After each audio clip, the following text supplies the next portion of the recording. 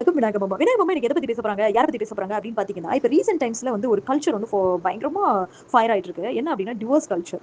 ஆளாளுக்கு டிவோர்ஸ் பண்ணிட்டு ஸ்டேட்டஸ் போட்டுக்கிறாங்க. நாங்க வந்து நெறைய டிராவல் பண்ண போறோம், எக்ஸ்ப்ளோர் பண்ண போறோம், நெறைய வந்து என்ஜாய் பண்ண போறோம் லைஃப. செல்ஃப் லவ் பண்ண போறோம் அப்படின்றாங்க. What you all think about self love? Self love அப்படின்னா நம்ம நம்மள மட்டுமே நேசிக்கிறது செல்ஃப் லவ்வா?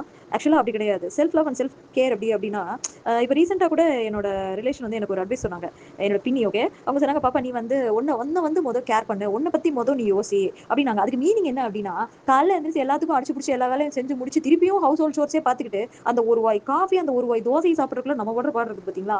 அதுதான் தப்பு. Self care, self love is very important. காலைல எந்திரிச்சு பல்லு துலக்கி குளிச்சு எல்லாரும் சோறு போது நீயும் கூட உட்காந்து சாப்பிடு. எல்லாரையும் அனுப்பிச்சு போட்டாவது சாப்பிடு. அதுதான் செல்ஃப் கேர், செல்ஃப் லவ். பிசிக்கலாவும் மென்டலாவும் ஃபர்ஸ்ட் நம்ம ஸ்டாபிளா இருக்கணும். அதுக்காக எல்லாத்தையும் மறந்துட்டு உன் இஷ்டப்படி வாழ எதுவுமே தப்பு கிடையாது அப்படின்ற மென்டாலிட்டியில பாய்ஸ் வந்து ஆஃப்டர் மேரேஜ் கூட இங்க பாரு நான் ஒன்னும் டிஸ்டர்ப் பண்ண மாட்டேன். எனக்கு பிடிச்ச மாதிரி தான் நான் இருப்பேன், உனக்கு பிடிச்ச மாதிரி நீ இரு அப்படின்னு சொன்னா அதுக்கு ஃபேமிலி கல்ச்சரே தேவையே கிடையாது.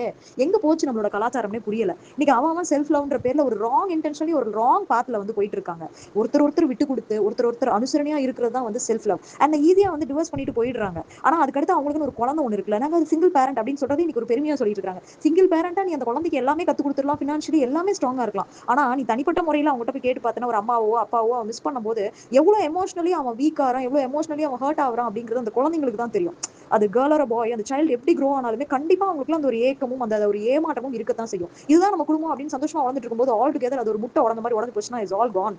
ஆனா வந்து அந்த எமோஷனல்ஸ் பத்தி யோசிக்காம செல்ஃப் லவ் அப்படின்ற பேர்ல செல்ஃபிஷா தான் இன்னைக்கு வந்து ஒரு பயணம் போய்கிட்டு இருக்கு அப்படிங்கிறது என்னோட ரொம்ப வருத்தமான ஒரு விஷயம். இன்னைக்கு எப்படி நம்ம கலாச்சாரம் வந்து சீர்கேடாயிட்டு இருக்கு அப்படின்னா வெஸ்டர்னைஸ்டான பீப்புள்னு பேசுறாங்க. ஆனா மேற்கத்திய கலாச்சாரத்துல கூட குடும்ப உறவுகளும் குடும்பத்திற்கான அங்கீகாரமும் ரொம்ப ஸ்ட்ராங்கா தான் ஆயிட்டு இருக்கு. இன்னைக்கு நம்மள போல நல்ல எஜுகேட் ஆகி வரக்கூடிய பீப்புள்ஸ் வந்து நாங்க செல்ஃப் லவ் அப்படின்ற பேர்ல நான் நிறைய டிராவல் பண்ண போறேன், நிறைய நல்ல ஃபுட் எல்லாம் சாப்பிட்டு என்ஜாய் பண்ண போறேன், நிறைய ஷாப்பிங் பண்ண போறேன், எனக்கு பிடிச்சதெல்லாம் செய்ய போறேன், நான் இண்டிபெண்டா இருக்க போறேன்ற மாதிரி பேசுறாங்க. But that's not self love and that is not going to make you happy at all. நீ நாளைக்கு உன் லைஃப்ல திரும்பி பாப்ப பாரு, ஒரு 50 60 வயசுக்கு மேல போய் நீ நிக்கும் போது அது ஆணாக இருந்தாலும் பெண்ணாக இருந்தாலும் நம்ம பக்கத்துல உட்காந்து கையை பிடிச்சி வாமா நான் உனக்காக இருக்கேன், நீ ஏன் கவலைப்படுற, உனக்கு எதுவும் ஆயிடக்கூடாதுன்னு ஒவ்வொரு நாள் காலையிலும் அவங்க எந்திரிக்கும் போது எந்திரிச்சிட்டாங்களா அவங்களுக்கு ஓகேவா, அது எந்த உறவா இருந்தாலும் அது ஒரு ஒரு ஒரு அதீதமான ஒரு எமோஷனல் பாண்டிங்.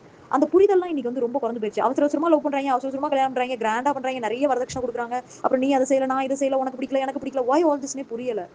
ஒரு கமிட்மெண்ட் அப்படிங்கிறது ஒரு சரி ஓகே அவசரமா கூட இருக்கட்டும் வந்துட்டா கூட இதுதான் நம்மளோட கலாச்சாரம் அப்படின்ற பட்சத்துல ஒரு காலத்துல அதை விட்டு கொடுக்காம நமக்கு என்ன இருக்கோ அதை புரிஞ்சுக்கிட்டு ஒருத்தர் கஷ்ட நஷ்டங்களை ஷேர் பண்ணி வாழ்ந்தாங்க. இன்னைக்கு ஹஸ்பண்ட் அவருக்கு பிடிச்ச ஒரு ஒரு செல்ஃப் லவ் அவர் தனியா போயிட்டு இருக்காரு, ஒய்ஃப் அதுக்கு ஒரு செல்ஃப் லவ் போயிட்டு இருக்கு. அப்ப அந்த குழந்தைங்க what you think about the kids? பணம் காசு கொடுத்து அதுக்கு தேவையானதெல்லாம் போட்டு படிப்பு போட்டா போதுமா? படிப்புன்றதுக்கு அப்பாற்பட்டு பிள்ளைகளுக்கு family culture is very important. So self love அப்படிங்கிறது ஃபேமிலி லவ் தான் செல்ஃப் லவ். நல்ல ஒழுக்க நெறிமுறைகளோட நம்ம பிள்ளைகளை வளர்த்து நாளைக்கு அவனுக்கு ஒரு family setup and family culture and this is our culture அப்படின்னு காட்டுறதா humanity. That is human thing. It's not about like நம்ம நாட்டோட கலாச்சாரத்தை பத்தி நான் பேசல, மனித கலாச்சாரத்தை பத்தியே நான் பேசுறேன். குடும்ப அமைப்புகள் இன்னைக்கு உடஞ்சிட்டு வருது.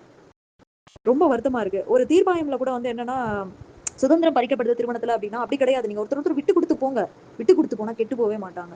செல்ஃப் லவ் அப்படிங்கிறது ஃபேமிலி லவ் தான் self love. Love your family, give the priority to them, be truthful to your family, live for your family. குழந்தைங்களுக்கு கஷ்ட நஷ்டம் சொல்லி கொடுத்து ஈச் அண்ட் அதர் ரெண்டு பேருமே பிள்ளைகளுக்காக வாழ பாருங்க. பிள்ளைகளை வளர்த்து நல்லா கொண்டு வாங்க. அது என்ஜாய்மெண்ட்டா இருக்கும். தனியா போற டிராவலோட ஃபேமிலியோட ஒரு டிராவல் பண்ணுங்க. That going to make you even more happy. Thank you.